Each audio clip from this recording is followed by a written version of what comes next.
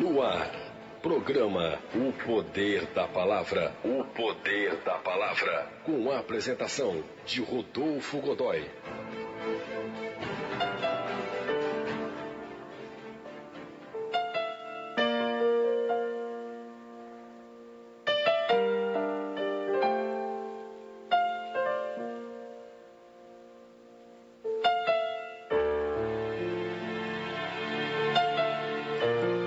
Queridos, o texto que vamos ler nessa tarde, não vamos ler ele o capítulo inteiro, mas vamos falar um pouco sobre o Evangelho de Mateus no capítulo 24, versos 1 e alguns versos seguintes.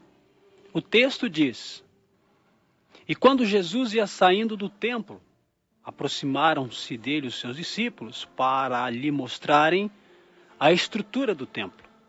Jesus, porém, lhes disse: Não vedes tudo isto? Em verdade vos digo que não ficará aqui pedra sobre pedra que não seja derribada. E estando assentado no monte das oliveiras, chegaram-se a ele os seus discípulos e em particular dizendo: Dize-nos quando serão essas coisas e que sinal haverá da tua vinda e do fim do mundo. E Jesus respondendo lhe disse-lhes: Acautelai-vos, que ninguém vos engane, porque muitos virão em meu nome dizendo: Eu sou o Cristo, e enganarão a muitos. E ouvireis de guerras e de rumores de guerras. Olhai, não vos assusteis, porque é mister que isso tudo aconteça, mas ainda não será o fim. Porquanto se levantará nação contra nação, reino contra reino, e haverá fome, pestes, terremotos em vários lugares. Mas todas essas coisas são o princípio das dores. Evangelho de Mateus, capítulo 24, verso de 1 até o 8, que resume praticamente o capítulo inteiro de Mateus 24.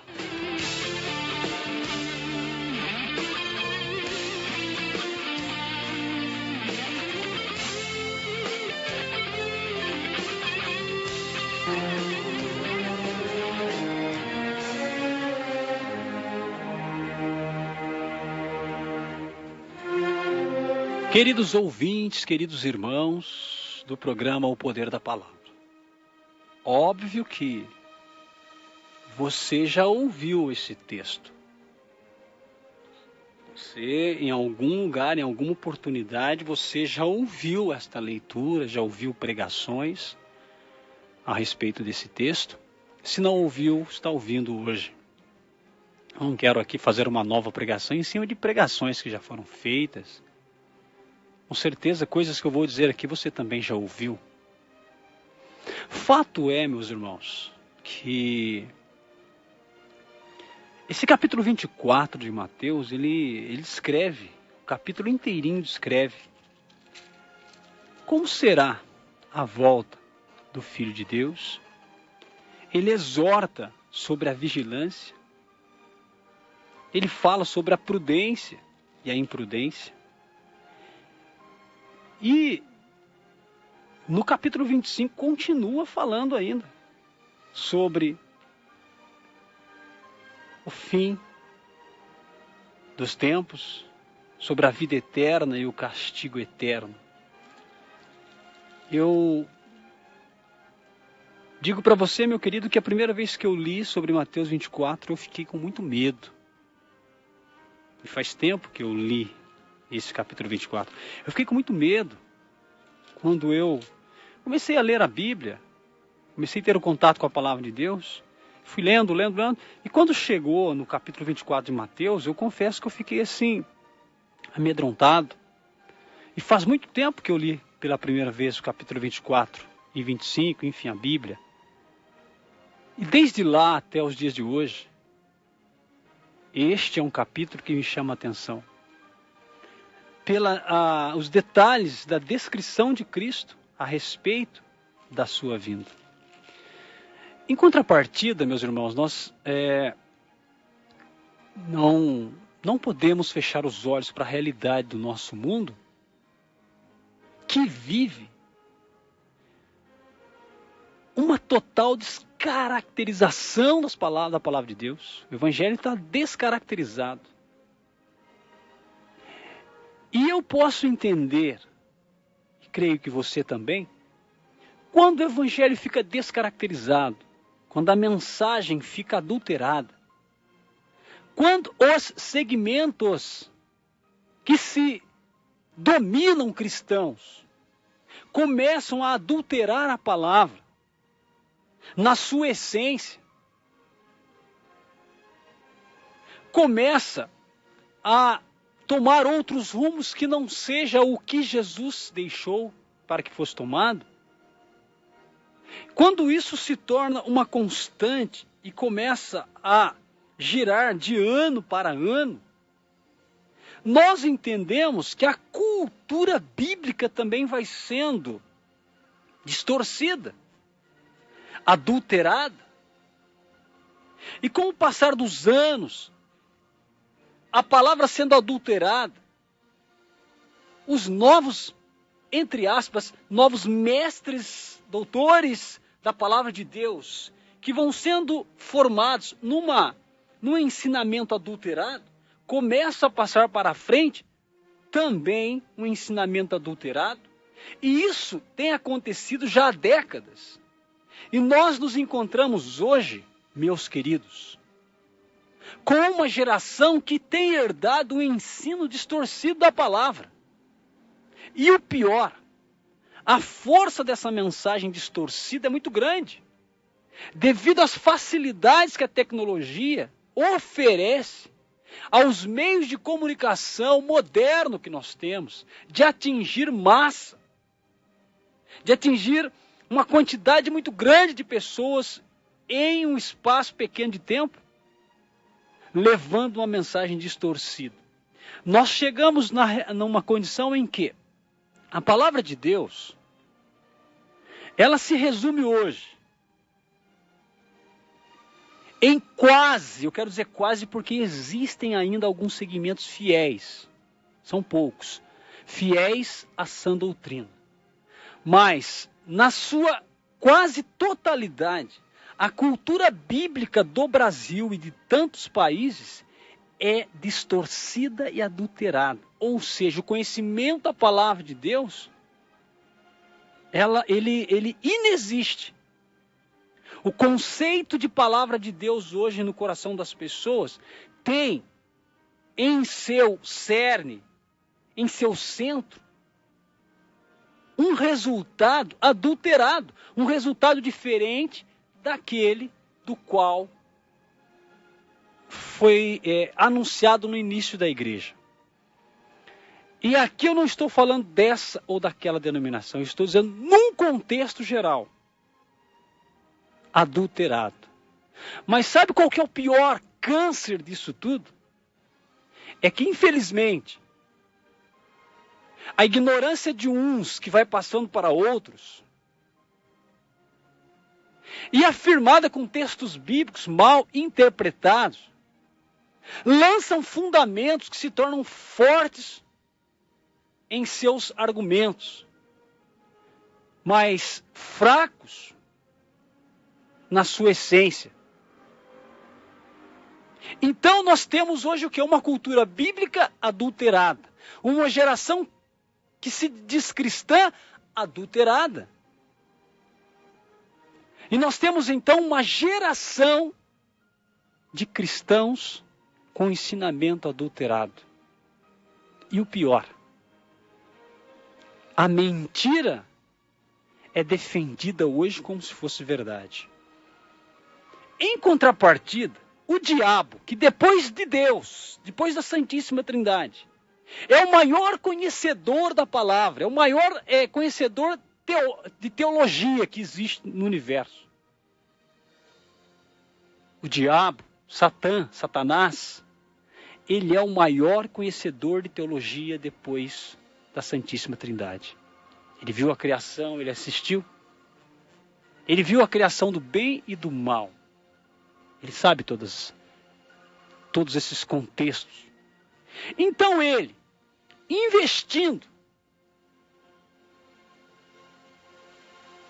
na adulteração do conhecimento bíblico, hoje tem uma geração que não serve a Deus, mas que acredita que serve. Isso é bíblico? Sim. Isso é bíblico. E o que acontece, meus queridos? Por que Mateus 24, e 25, são capítulos de extrema importância para o nosso tempo, assim como toda a Bíblia? Mas porque falam de acontecimentos que naquela época diziam ser acontecimentos futuros.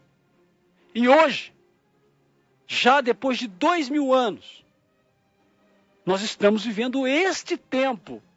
Nós não podemos fechar os olhos para Mateus 24 e 25. Nós estamos vendo esse tempo. E eu, Rodolfo Godoy, não estou isento. Não sou um puritano, um santarrão que está lendo, está dizendo para você uma mensagem da qual eu também não precise ter cuidado, da qual também eu não precise refletir sobre ela, da qual também eu não precise entrar dentro desse contexto bíblico e rever a cada dia a minha história de conversão. Eu também estou inserido nesse contexto. Porém, todos nós, e aqui, meu querido, não fica ninguém de fora. Nem o mais ignorante no sentido de ter estudo, nem o mais alto conhecedor de teologia. Todos estamos inseridos nesse contexto. Que precisamos nos reavaliar a cada dia. Porque, veja, o texto está falando que haverá guerras, que haverá rumores de guerra. O texto está dizendo que haverá nação contra nação, que haverá o que? Fome, pestes, terremotos em vários lugares. Ah, Rodolfo, isso já sempre existiu. Não com a intensidade dos nossos dias. E Jesus disse, essas coisas são só o princípio das dores. Então vos hão de entregar para serdes atormentados e matar-vos-ão, e serei odiados de todas as gentes por causa do meu nome. Isso também já aconteceu na igreja primitiva. Mas quem garante que não vai acontecer na igreja no nosso tempo? Muitos serão escandalizados e trair-se-ão uns aos outros, e uns aos outros se aborrecerão. Versículo 11 diz, e surgirão muitos falsos profetas, que enganarão a muitos. Meus irmãos, está na nossa cara. Todos os dias, levantam-se profetas, falsos profetas, adulterando a palavra de Deus. Tem a palavra em suas mãos, mas são falsos profetas. E anunciam um evangelho adulterado. Todos os dias. Versículo 12. E por multiplicar essa iniquidade, meus irmãos, por multiplicar-se a iniquidade, o amor de muitos se esfriará. Como nós estamos, meus irmãos, todos os dias vendo a iniquidade imperando, a maldade imperando, a imoralidade imperando, o desrespeito, a rebeldia contra Deus, o abandono dos princípios morais, caracterizado nos últimos dias, tudo está jogado no lixo. Há uma rebeldia, uma falta de temor, a imoralidade sexual que nos pega, meu irmão. Como nós devemos estar atentos a isso? Porque mexe com a nossa carne, com o nosso libido. Todos os dias, na novela, na internet, em tudo quanto é canto. Somos atacados. Satanás usa suas ferramentas de maneira eficaz. E todos os dias somos atacados de maneira cruel. Satanás quer que o sal se torne insípido, porque para nada mais vai servir. Satanás deseja que a luz que nós temos fique debaixo da mesa para não iluminar. Nós estamos vivendo esse tempo. E com isso, o amor vai se esfriando, a caridade vai se esfriando, a compaixão vai se esfriando. A perversão sexual, a fornicação, o adultério, a pornografia, as drogas, as músicas ímpias, as diversões sensuais multiplicar-se-ão. Será como nos dias de Noé. Rodolfo, vai acontecer, esse tempo vai chegar. Querido, esse tempo já chegou.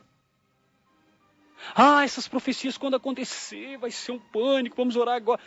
Querido, acorda, esse tempo já chegou. Nós estamos nesse tempo. E sabe qual que é o maior perigo da nossa geração, de todos nós, meus irmãos? É não nos darmos conta que nós estamos nesse tempo. Essa palavra é uma palavra que deve fazer a gente tremer de medo. De medo, meus irmãos. É bom ter medo, sim, da ira de Deus, do fim dos tempos. E ter também temor. Nós estamos nesse tempo, acorda. Acordemos, igreja. Nós estamos nesse tempo. Um tempo onde a imaginação, através dos pensamentos do coração humano, será má. Será uma coisa terrível continuamente. A maldade continuamente. A malícia, a impureza, a perversão sexual, a corrupção do ser humano, a violência, a pedofilia.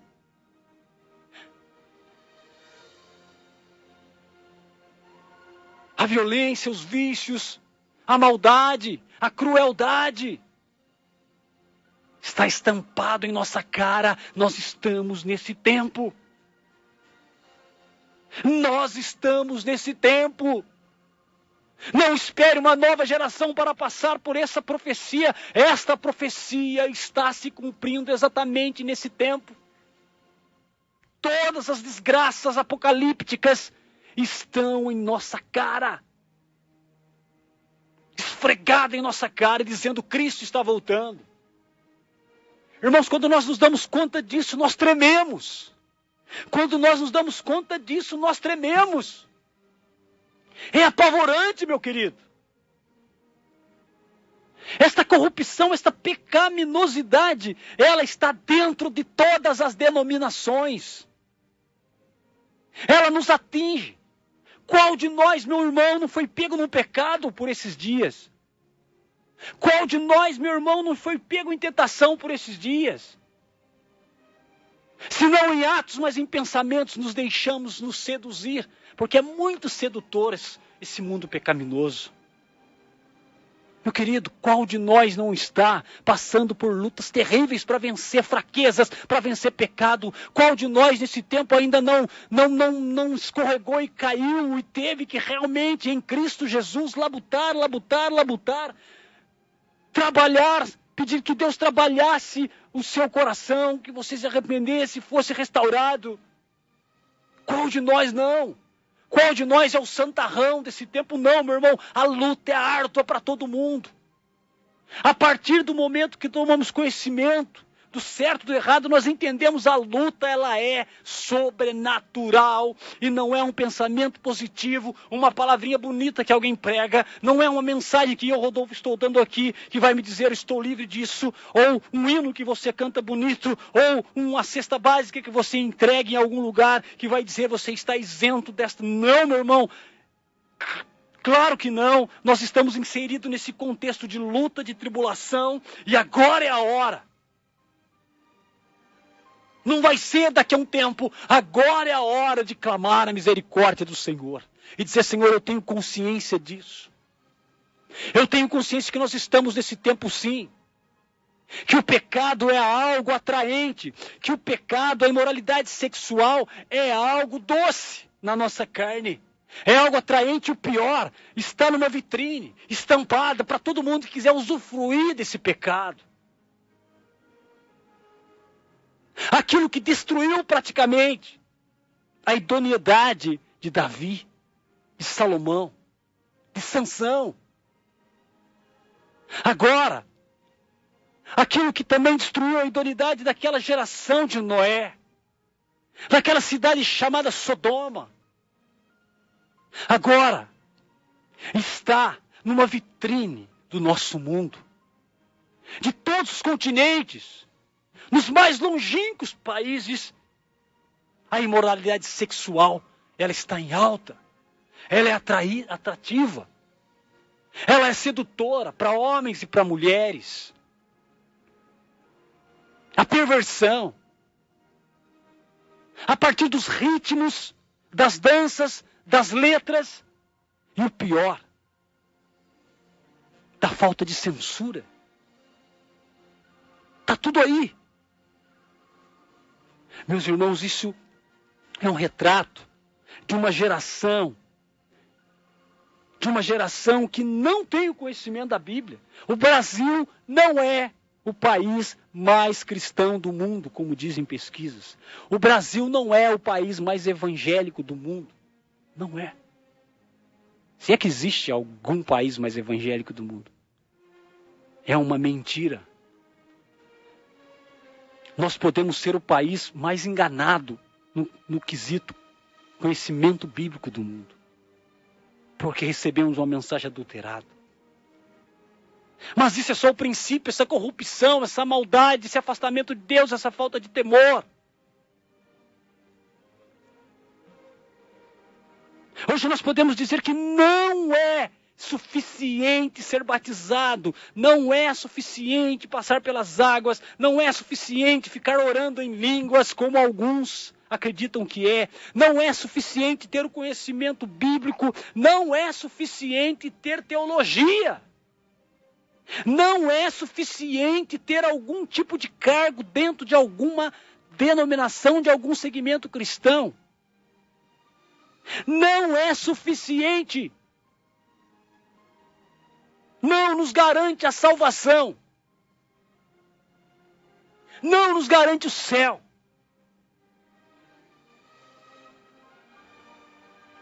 Explicar de maneira bela, bonita, saber o hebraico, saber tantas outras coisas, é muito bom. Como é bom ouvir uma palestra de alguém que tem estudo, de alguém que conhece, que estudou, que teve essa oportunidade. Mas até para essa pessoa não é suficiente tudo isso. Ela pode estar contribuindo para que muitas outras pessoas também ganhem conhecimento. Ela pode estar contribuindo para que muitas outras pessoas também se aprofundem em conhecimento. Mas não é suficiente para ninguém. A suficiência se chama Jesus Cristo. Nós estamos deixando de lado. A nossa geração tem ouvido as palavras de Deus com o coração duro.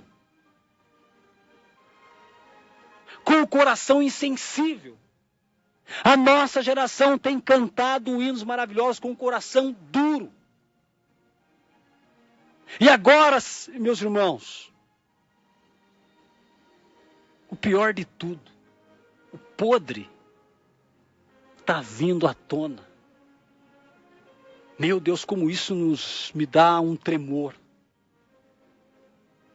Justamente porque eu preciso. Justamente porque eu sou necessitado da graça de Deus. Sabe, meus irmãos, nós perdemos aquela visão do reino. Nós perdemos a visão do reino, nosso coração deixou de estar voltado para as coisas do alto. Nós estamos preocupados com as coisas da terra, com a satisfação carnal, os prazeres da vida, as concupiscências dos olhos. Terrível essa mensagem, terrível este capítulo 24 e 25 do Evangelho de Mateus, terrível. E por se multiplicar a iniquidade, o amor de muitos se esfriará. Aí no versículo 13 do capítulo 24 diz: mas aquele que perseverar até o fim será salvo. Meus irmãos, nós ouvimos tantas coisas, a gente vai às vezes a um culto de ensinamento, a gente sai realmente abalado. Porque a gente percebe que a gente não está dentro da vontade de Deus 100%. A gente tem andado pecando. A gente tem andado de segunda a sábado pecando, distante. Domingo nós temos uma oportunidade de ouvir a palavra e aquela palavra realmente ela nos abala. Porque nós conseguimos fazer uma visualização da nossa vida. E a gente vê: Senhor, tem de misericórdia. Tem de misericórdia de nós. Não está bem. Meus irmãos, não está bem. Não se engane. Não fiquem à vontade, porque as coisas não estão bem para ninguém. Nós precisamos clamar a misericórdia do Senhor. Nós temos vivido de maneira carnal. Nós temos pecado e pecado muito. Nós temos sido pessoas sem temor e sem temor de Deus, praticamente sem respeito às coisas de Deus. A nossa geração está muito moderninha e nós estamos, meus irmãos, carnais demais. Derrubamos com o nosso pecado toda a cerca que nos impedia de nos envolver na escravidão do pecado.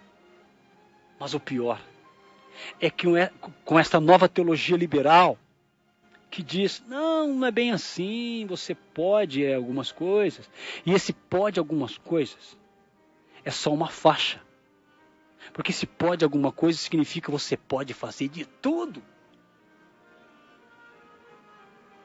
Você pode viver a vida carnal que você quiser, porque você já é salvo.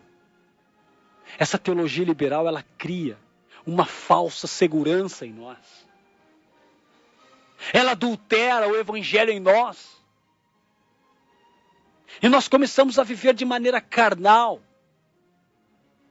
ludibriados por essa teologia.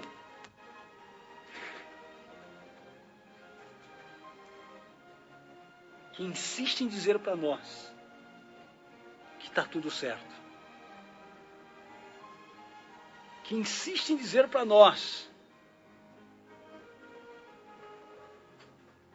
que no tempo passado nós éramos radicais. Que nós éramos alienados. Que nós precisávamos ser um pouquinho mais humano. E olha onde esse humano tem levado a cada um de nós. A voltar à vida velha. Eu tenho pavor, eu tenho temor, eu tenho medo de cantar alguns hinos na igreja. Uns porque são carnais. Uns não, muitos. Porque fala sobre o bem-estar do homem. E alguns outros eu tenho medo de cantar.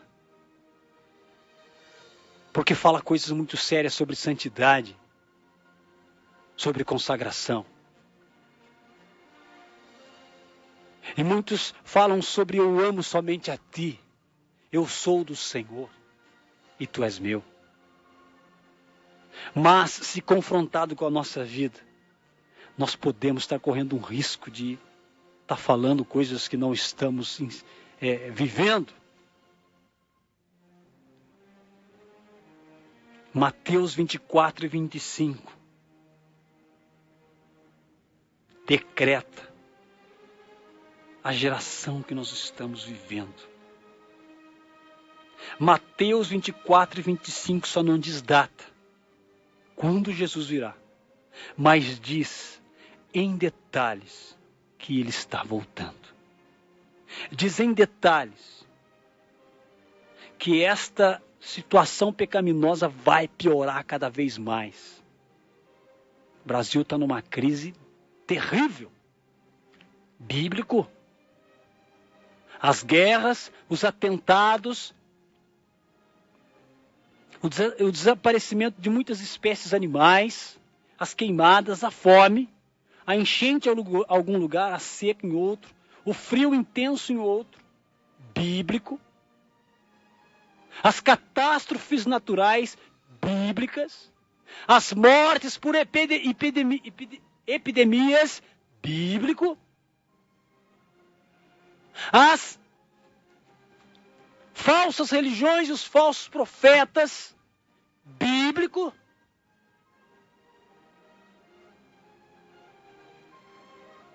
Nós estamos esperando se cumprir o quê? Porque isso só vai se intensificar. Mas a única coisa que falta para acontecer, meus irmãos, é a volta de Cristo. Eu sei que essa é uma mensagem dura, terrível.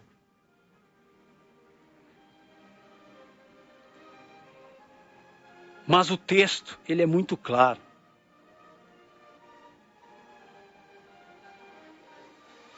Que aquele que perseverar.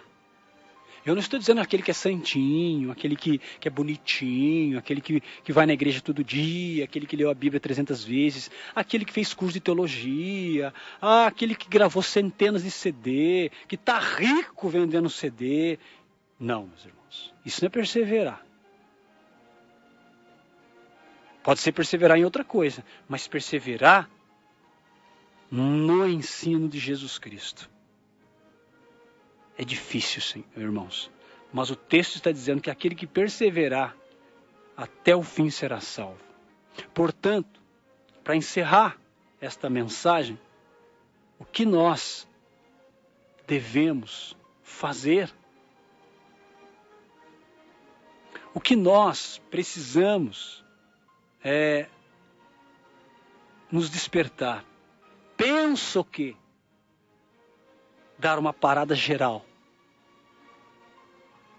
Dar uma parada geral naquilo que nós entendemos de fé e rever nossa conversão a Cristo e ter uma conversa séria com Deus, dizendo: Senhor, essa é a minha situação. Está claro para mim. Eu não sei tudo, mas eu sei o suficiente para entender que nós estamos vivendo um tempo muito difícil. E que o amanhã ele é incerto, que daqui a pouco ele é incerto. Mas agora que o Senhor me deu a graça de estar aqui consciente, vivendo esse momento, pedir perdão e pedir a graça do Senhor para mim começar do zero. E é justamente isso que eu quero propor para você, meu irmão. Talvez você está na correria do ativismo na igreja, no grupo, no segmento que você está. Talvez você está tão ativo nas coisas que você... Porque isso é comum com todos nós. Estarmos ativos, nós estamos inseridos na igreja, e também no nosso trabalho, na empresa, no comércio, e isso, aquilo, o ano vem, o ano vai, ano vem, ano vai, e a gente acha que estamos agradando a Deus, de repente nós estamos no ativismo, mas nós deixamos a palavra de Deus e deixamos a Deus. Estamos vivendo no pecado. E o pecado, ele nos levará ao inferno. Então, a proposta é: dá uma parada. Dá uma olhada para você mesmo. Dá uma olhada para a sua conversão. Tenha uma conversa séria com Deus.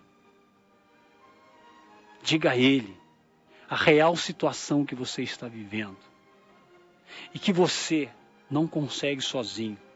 Diga a Deus: Senhor, eu não consigo sozinho. Já ouvi tantas coisas, tenho conhecimento, vejo palestras maravilhosas, homens que têm estudos e tudo, mas eu não consigo sozinho, Jesus. Tende misericórdia de mim. Tende compaixão de mim e da minha casa. Me faz ter amor pelas coisas do Senhor, ter respeito. Me livra do mal, assim como a oração modelo que o Senhor deixou para nós na Bíblia. Livra-nos do mal. E é isso, meu querido, que eu proponho para você. Diga a Deus: Senhor, livra-me do mal.